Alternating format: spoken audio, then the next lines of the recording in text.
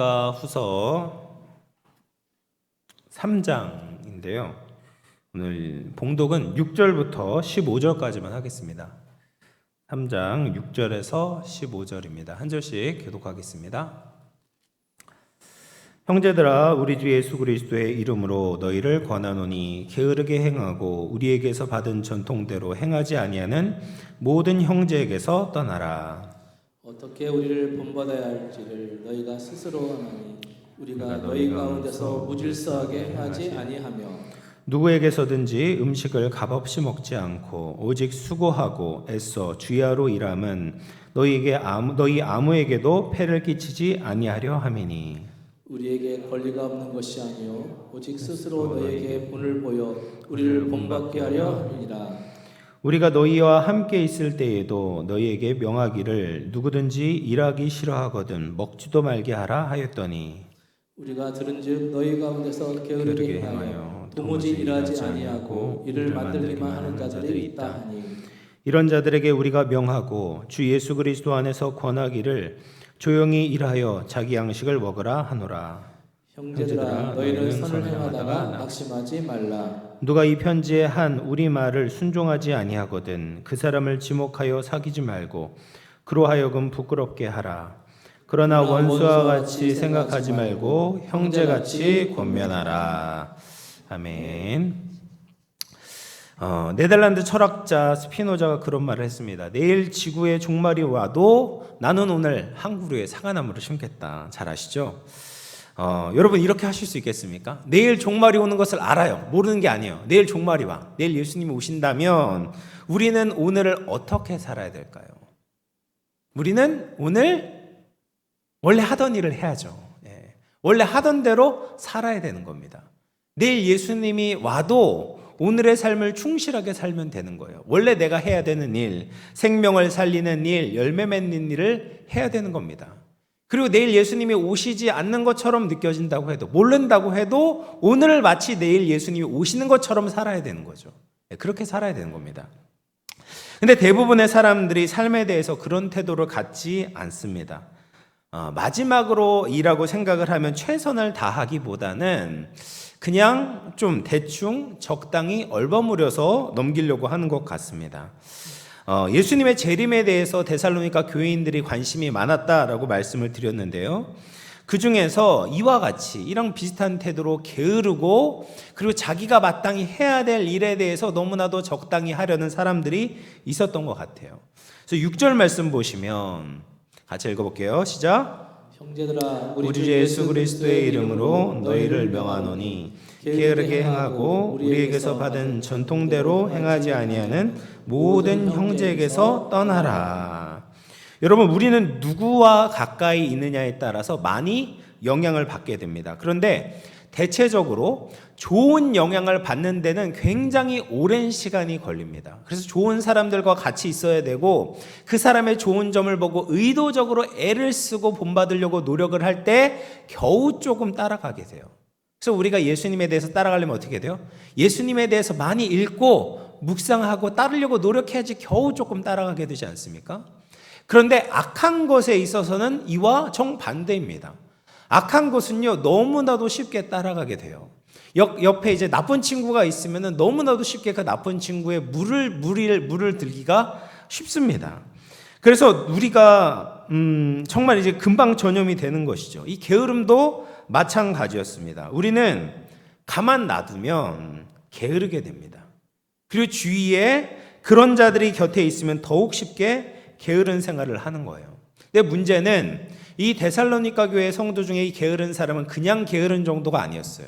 조금 늦잠 자거나 조금 일을 미루는 정도가 아니라 예수님이 이미 오셨다 혹은 곧 오실 것이다 라는 생각을 하면서 자기 일을 지금 하지 않아야 된다, 하지 않아도 된다라고 말을 하면서 무의도식하는 사람들이 많았다라는 거예요.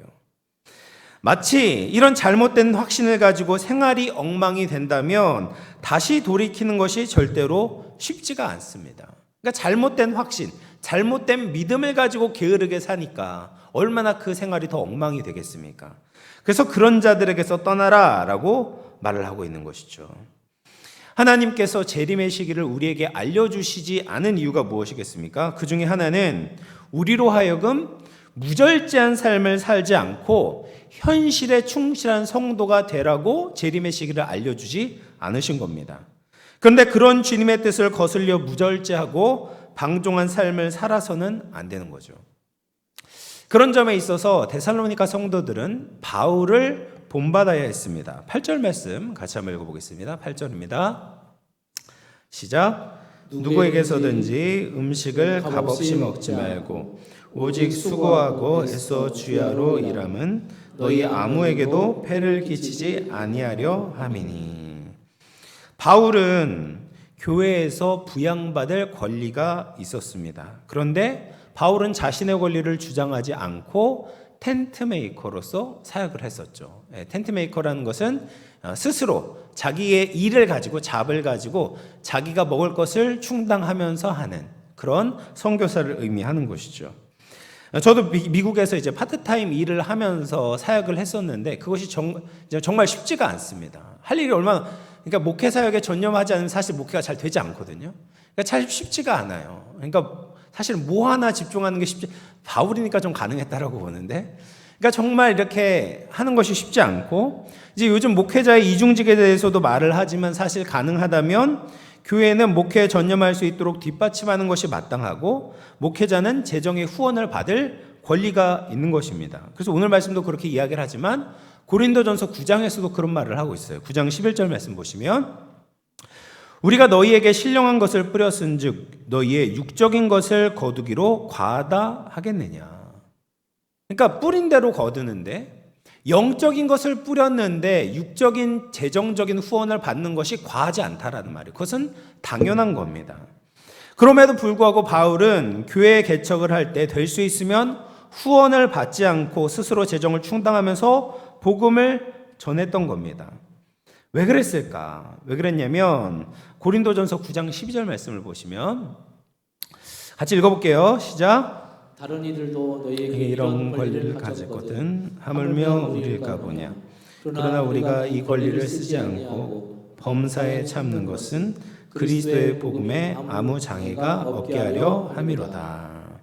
이게 무슨 말이냐면 일반적으로 이제 헬라 도시권에서는 어떤 사람들이 많이 있었냐면 소피스트라는 사람들이 많이 있었습니다. 소피스트가 어떤 사람들이냐면 철학을 가지고 막 장황하게 연설을 하는 거예요.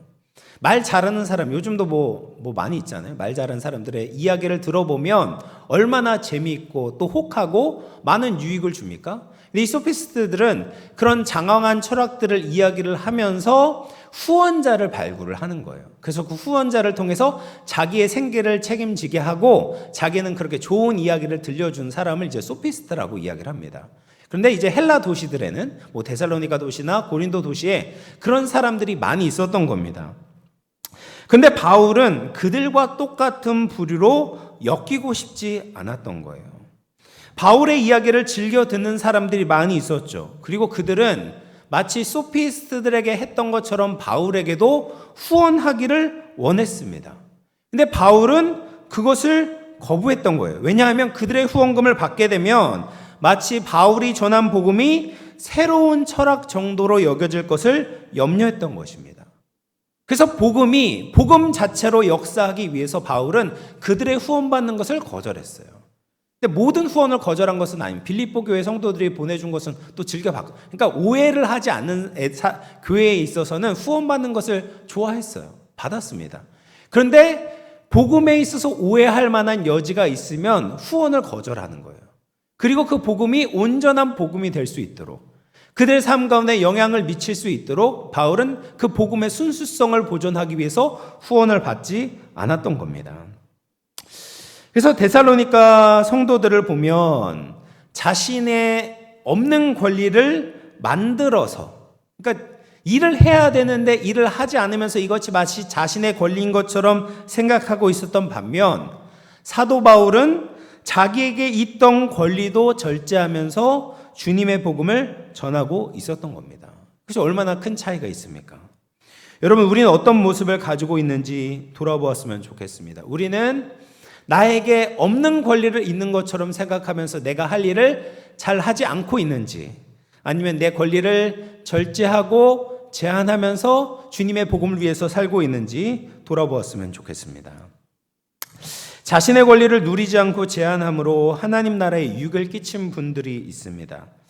지금은 고인이 되신 거창고등학교 전영창 교장 선생님이라는 분이 계세요. 굉장히 유명하신 분인데, 이번에 이제 8.15 광복 때 영어 실력이 뛰어나서 미국에 있는 웨스터민스터 신학교 첫 번째 유학생으로 유학을 가시게 되셨습니다. 그래서 이제 공부를 열심히 하셔서 박사학위를 받기 졸업식을 열흘 앞두고 6.25 전쟁이 일어났다는 소식을 듣게 된 겁니다.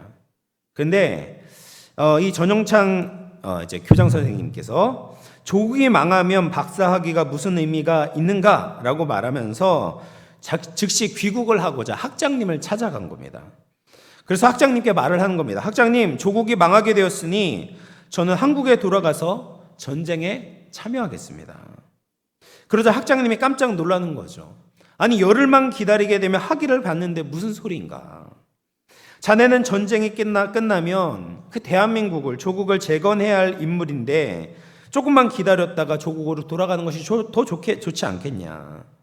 그러자 이분이 이렇게 이야기하는 거예요. 이건 논리의 문제가 아닙니다. 조국이 부를 때 가지 않는 것은 죄입니다. 라고 이야기를 하면서 학장님께 이야기를 한 겁니다. 그래서 그 학교 역사상 최초로 조기 졸업장을 수여받게 된 거예요. 그리고 나서 이제 오셔서 이제 피난민 구호 사업을 하시다가 이제 전쟁이 이제 휴전이 되고 여러 가지 이제 오퍼가 들어온 겁니다. 이제 미국에서 박사학위, 그 당시에 그런 사람이 거의 없었으니까 박사학위를 땄으니까 얼마나 많은 일들을 할 수 있었겠습니까? 서울의 큰 교회 목사님으로 또 오퍼가 들어오기도 하고 대학교 부학장 자리도 청빙을 받게 됐습니다. 그런데 교육이 살아야지 대한민국의 미래가 있다라는 생각을 가지고 이제 거창고등학교 교장 선생님으로 가게 된 거예요. 근데 그 당시 거창고등학교는 좋은 고등학교가 아니었습니다. 재정이 매우 어려워서 폐교 직전이었지만 힘들 때마다 하나님을 의지해서 거창고등학교를 잘 운영하게 되었고 지방 명문 고등학교로 소문이 나게 되었습니다. 그래서 이 거창고등학교에 유명한 직업의 10계명이라는 것이 있습니다. 그 중에 이런 말이 있어요. 직업을 선택할 때는 내가 원하는 곳이 아니라 나를 필요로 하는 곳으로 가라. 편한 곳보다는 어려운 곳으로 가라. 체계가 잘 잡힌 곳보다는 개척 정신을 발휘해야 하는 곳으로 가라. 왕관이 아닌 단두대가 기다리는 곳으로 가라. 이런 이제 전영찬 교장 선생님께서 만든 직업의 10계명, 이것을 가지고 학생들이 열심히 공부를 하고 또 그렇게 사회에 좋은 역할을 감당하면서 그렇게 했다고 합니다. 사랑하는 성도 여러분, 요즘 시대는 없는 권리도 만들어서 챙겨 먹는 것, 챙기는 것이 지혜롭다고 생각하는 시대가 되었습니다. 그런데 예수님께서는 하늘 영광을 받을 권리를 포기하시고 낮아지셔서 우리를 살리셨습니다. 사도 바울도 마찬가지였습니다. 자기가 받아야 할 권리를 포기하면서 복음을 전함으로 많은 영혼들을 예수님께로 인도했습니다. 우리도 모든 권리를 찾는 이 세상의 지혜가 아니라 내 권리를 하나님 나라를 세우기 위해서 또 다른 사람을 섬기기 위해서 포기하는 하늘의 지혜를 가졌으면 좋겠습니다.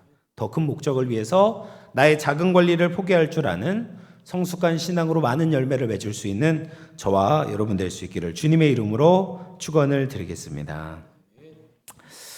그리고 10절 말씀을 같이 한번 읽어보도록 하겠습니다. 10절입니다. 시작. 우리가 너희와 함께 있을 때에도 너희에게 명하기를 누구든지 일하기 싫어하거든 먹지도 말게 하라 하였더니 일하기 싫어하거든 먹지도 말게 해라.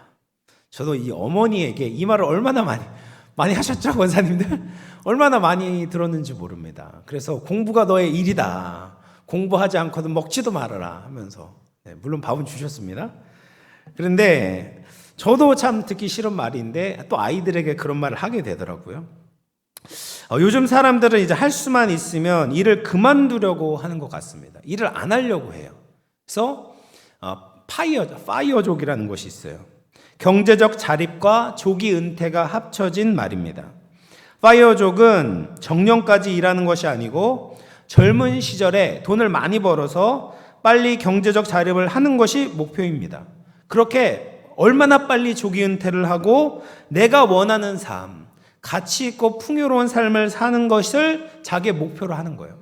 그래서 젊었을 때 빨리 돈을 많이 벌어가지고 40대 안에 더 이상 일하지 않는 상태를 만드는 것이 이 파이어족의 목표입니다. 그러면 사람들이 왜 이런 마음을 가지게 될까요? 일의 목적 자체가 돈 버는 생계수단에 그친 것이죠. 그래서 돈이 충분히 생기면 이렇게 나를 괴롭히는 일을 그만하겠다라는 것입니다. 그래서 여가나 즐기고 여유롭게 삶을 살겠다라는 꿈을 꾸게 되는 것입니다. 물론 수입을 창출하는 것이 일을 하는 중요한 목적 중에 하나입니다. 그런데 그것이 일의 유일한 목적이라고 생각하면 안 됩니다. 그것은 일에 대한 성경적 관점이 아니죠. 성경에서 말하는 것은 일은 우리가 죄를 지었기 때문에 하나님께서 우리에게 형벌을 주신 것이 아닙니다. 인간은 원래 일을 하면서 살아가도록 창조되었습니다. 그래서 일은 무엇을 얻기 위한 수단이 아니라 하나님의 일을 하는 것이 우리의 삶의 목표가 되어야 돼요. 일을 하지 않으면 정말 먹지도 말아야 돼요. 하나님의 일을 하지 않는다면 살아갈 이유와 목적이 없는 것이죠. 그래서 전도서 2장 24절 말씀 우리 같이 한번 읽어보도록 하겠습니다.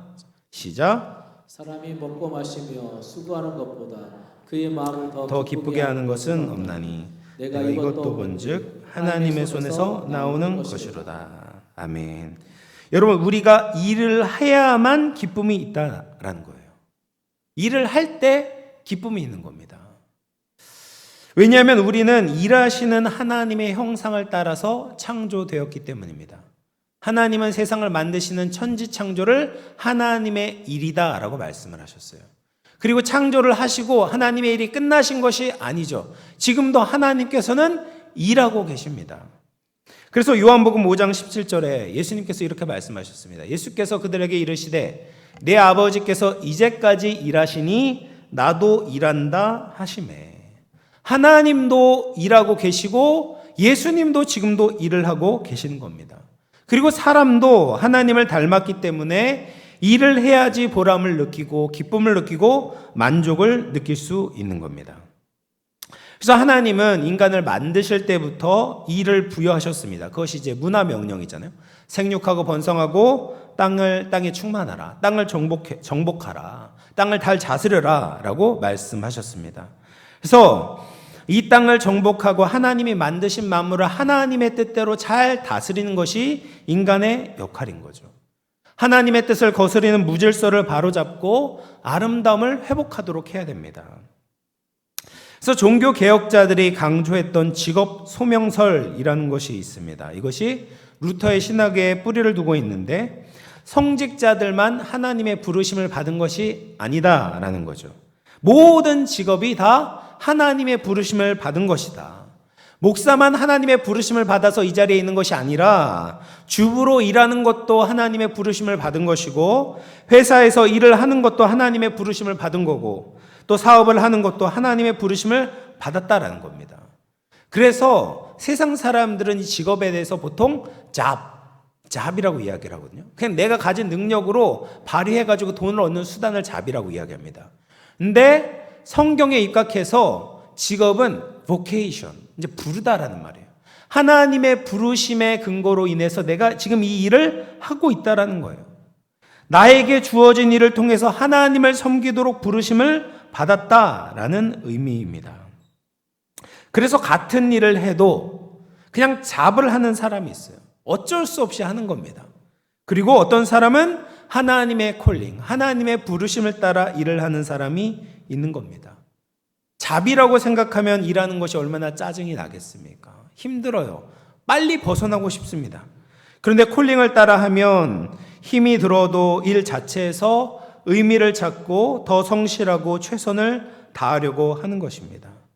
일은 내가 부자가 돼서 여유롭고 편안한 노후를 보장하기 위한 수단 정도가 아닌 겁니다.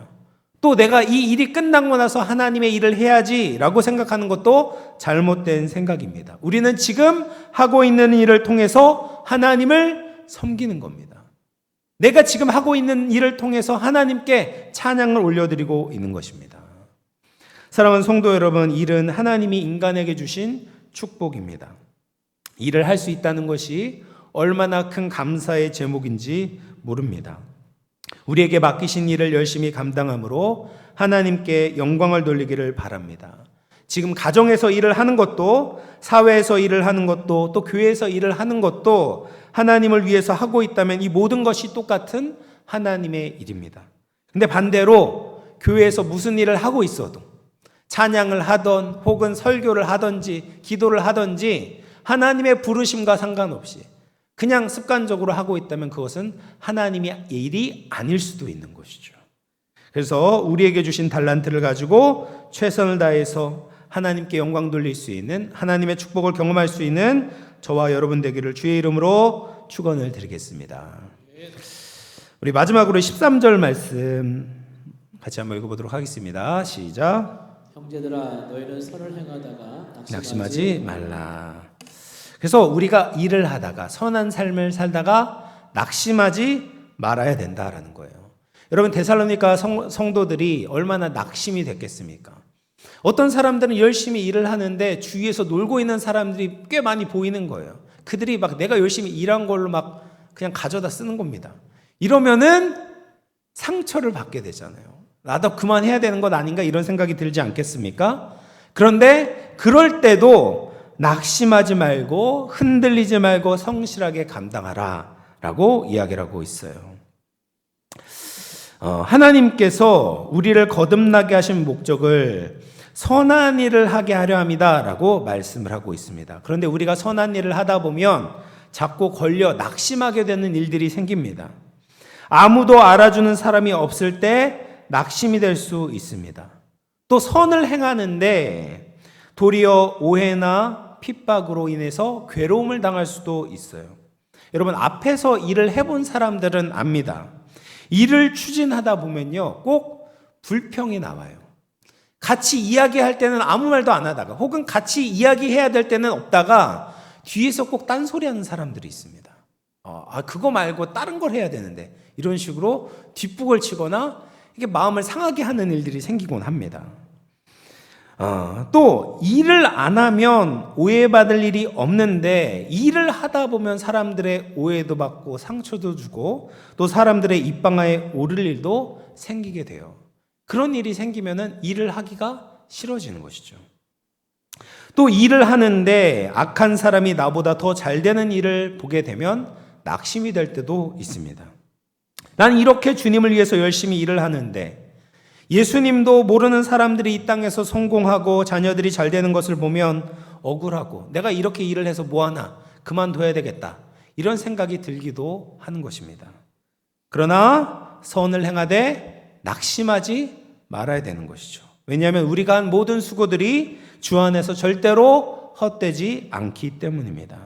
우리가 참고 선을 행하면 반드시 그 씨앗이 열매가 맺게 됩니다. 그래서 우리가 끝까지 선한 일을 할 수 있는 비결이 무엇이냐? 믿음과 소망과 사랑이 있어야 되는 거예요. 내가 당장 어떤 열매를 보지 못한다고 해도 그 열매를 맺게 하시는 공의로우신 하나님을 믿을 때 우리가 선한 일을 하면서 끝까지 감당할 수 있는 것입니다. 또 소망이 있어야 됩니다. 우리가 행한 선한 일을 통해서 하나님의 역사가 이루어지고 하나님이 영광을 받으실 것이라는 마음의 선명한 그림이 있을 때 우리는 인내하면서 선한 일을 감당할 수 있는 것이죠. 또 우리에게 사랑의 마음이 있어야 됩니다.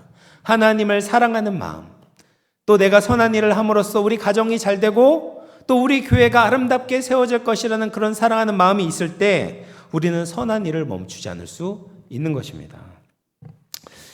여러분, 선교 바자회와 행복축제가 코앞으로 다가왔잖아요. 선교 바자회를 위해서 수고하는 분들이 참 많습니다. 담임 목사로서 그런 분들을 볼 때마다 너무나도 죄송스럽기도 하고 너무 감사합니다. 또 신방을 하면서 행복축제를 위해서 태신자들을 만나고 또 공을 들이는 많은 분들의 이야기를 들었습니다. 이렇게 애쓰고 수고할 때 때로는 낙심할 일들이 생기게 되잖아요. 이것이 잘하고 있는 건가? 이 일을 내가 지금 잘하고 있는 건가? 쟤는 저렇게 안 하고 있는데 나 혼자 이렇게 수고하는 거 너무 억울하다. 이런 생각이 들 수도 있고, 낙심하는 일들이 많이 생기게 됩니다. 일을 하다 보면. 근데 간절히 바라기로는 이 모든 일에 하나님께서 위로해 주시고 힘 주시기를 바랍니다. 그리고 여러분들의 헌신과 수고가 하나님께서 모두 다 기억하시고 또 하나님께서 받으시는 풍성한 열매가 될 줄로 믿으시기를 바랍니다. 그리고 끝까지 소망을 가지고 하나님 사랑하는 마음으로 승리할 수 있는 저와 여러분 되기를 축복합니다. 말씀을 마치도록 하겠습니다. 여러분, 일을 할 수 있다는 것은 큰 축복입니다. 가정에서, 직장에서, 교회에서 우리가 해야 할 선한 일들이 있습니다. 그런데 그것을 감당할 때 우리가 하나님이 기뻐하시는 태도를 가지고 할 수 있기를 바랍니다. 하나님이 또 우리에게 지혜와 건강도 주셔서 맡겨진 일을 잘 감당할 수 있기를 소망합니다. 그렇게 하나님 앞에서 충성스럽게 살아가면서 하나님 마음에 합한 저와 여러분 될 수 있기를 주님의 이름으로 축원을 드리겠습니다. 우리 찬양하고 기도하도록 하겠습니다. 날이 저물어 갈 때 찬양하도록 하겠습니다.